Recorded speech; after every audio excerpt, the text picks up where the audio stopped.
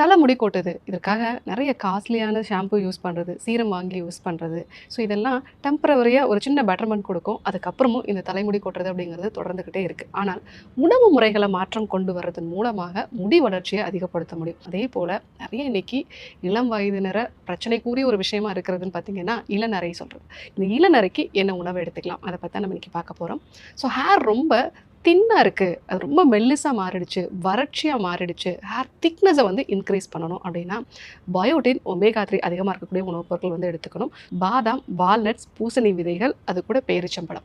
So இது எல்லாத்தையுமே வந்து நீங்க ஊற வச்சு, அத வந்து ஒரு ஸ்மூத்தி மாரி பண்ணி காலையில வெறும் வயித்துல எடுத்துக்கலாம். ஸோ இந்த நட்ஸ் வகைகள் எல்லாத்தையுமே லைட்டா ரோஸ்ட் பண்ணிட்டு, அத வந்து நீங்க ஒரு லட்டு மாரி செஞ்சு, அது கூட டேட்ஸ் வந்து சேர்த்து லட்டு மாரி செஞ்சு டெய்லி 1 இல்ல 2 வந்து நீங்க எடுத்துக்கலாம். இந்த நட்ஸ் வகைகள்ல வந்து அதிகமான biotin and omega 3 fatty acids வந்து இருக்கு. ஸோ இது முடி வளர்ச்சியை வந்து தூண்டும். மெயினா ஹேரோட திக்னஸை அதிகப்படுத்துறதுக்கு இந்த ஒரு மெத்தடை ஃபாலோ பண்ணலாம். ரெண்டாவதா ஹேர் ரொம்ப வந்து பலகீனமா இருக்கு. கொஞ்சமா இழுத்தா கூட வந்து முடி வந்து கையோட வந்துருது. சீப்ல கண்டிப்பா வந்து நிறைய முடி இருக்கு. ஸோ ஹேர் நல்லா ஸ்ட்ராங்கா இருக்கணும், அதே சமயத்தில் ஹெல்த்தியாகவும் இருக்கணும் அப்படின்னா இந்த ஒரு ஜூஸ் வந்து எடுத்துக்கலாம்.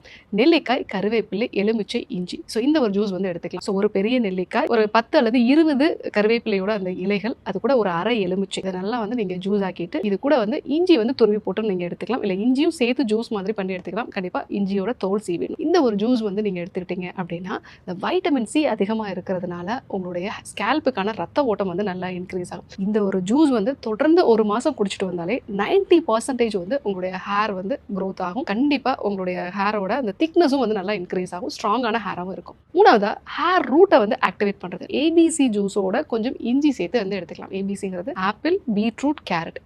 இது மூணையும் வந்து நம்ம எடுத்துட்டு அது கூட கொஞ்சம் இஞ்சி சேர்த்து ஜூஸ் மாதிரி ரெகுலராக எடுத்துக்கிட்டோம் அப்படின்னா நம்ம ரூட்டை நல்லா ஆக்டிவேட் பண்ணி உங்களுக்கு ஹேர் க்ரோத்தை நல்லாவே வந்து இம்ப்ரூவ் பண்ணும். நாலாவதா ஹேர் வந்து எப்பவுமே வந்து கொட்டிகிட்டே இருக்கு டாக்டர், எனக்கு கொஞ்சம் கொஞ்சமாக கொட்டிகிட்டே வந்துருச்சு. ஸோ ஆனால் ஹேர் க்ரோத்தை நல்லா வந்து இம்ப்ரூவ் பண்ணணும் அப்படின்னா கற்றாழை, அந்த கற்றாழையோட நுங்கு பகுதி, அது கூட வெள்ளரிக்காய். ஸோ இது ரெண்டையும் நல்லா வந்து நீங்கள் மிக்சியில் அரைச்சிட்டு அது கூட ஒரு பிஞ்ச் அளவுக்கு வந்து மஞ்சள் தூள் வந்து சேர்த்துக்கோங்க. ஸோ இதை நல்லா நீங்கள் வந்து ஜூஸ் ஆக்கி எடுத்துக்கும் பொழுது அது உங்களுடைய ஹேருக்கு தேவையான ஹைட்ரேஷனை வந்து கொடுக்கும். அஞ்சாவதா இளநரை இருக்கிறவங்க என்ன சாப்பிடலாம்? இளநரை இருக்கிறவங்க எள்ளு கருப்பு எள்ளை லைட்டாக வந்து வறுத்துக்கோங்க. அது கூட வந்து ஃபிளாக்ஸ் சீட்ஸ், ஆளி விதைகள், அதையும் லைட்டாக வறுத்து பொடி பண்ணிக்கோங்க. ஸோ இது ரெண்டையும் வந்து பொடி பண்ணிட்டு அது கூட காய்ஞ்ச நெல்லிக்காய் வந்து கிடைக்கும், அதை வந்து பொடி பண்ணி வந்து சேர்த்துக்கோங்க. இந்த பொடியை டெய்லி ஒரு டீஸ்பூன் அளவுக்கு வெதுவெதுப்பான வெந்நீரோட வந்து எடுத்துக்கோங்க.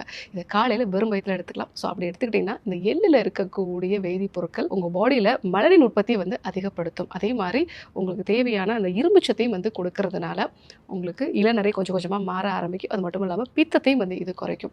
ஸோ நெல்லிக்காய் அப்படிங்கிறது வந்து பித்தத்தை குறைக்கிறதுக்காக சித்த மருத்துவத்தில் சொல்லியிருக்கக்கூடிய மிக முக்கியமான ஒரு உணவுப் பொருள்.